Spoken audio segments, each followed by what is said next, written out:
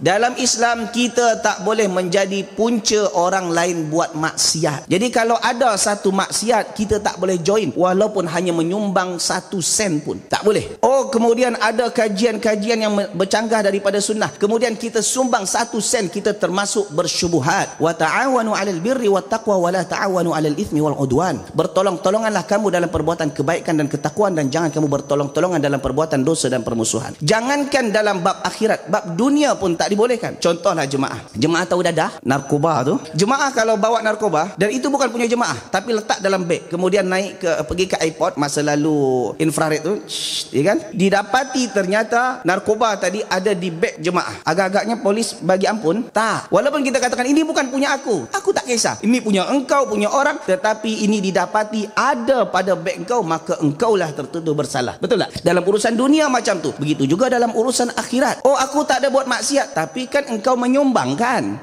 maka engkau kena sekali. Tetapi sebaliknya, ketika kita ada amalan, aktiviti kebaikan, amal soleh, kita menyumbang, kita menderma, walaupun kita tak join pun kita derma, maka itu termasuk daripada amal soleh. Contoh, ada satu aktiviti kajian atau aktiviti pembangunan masjid, kita tak pernah solat di masjid itu, lalu kita sumbangkan walaupun mungkin hanya 1 sen, kalau di sini bukan sen, apa namanya, 500, walaupun 500, itu pun juga dikira oleh Allah Subhanahu Wa Taala.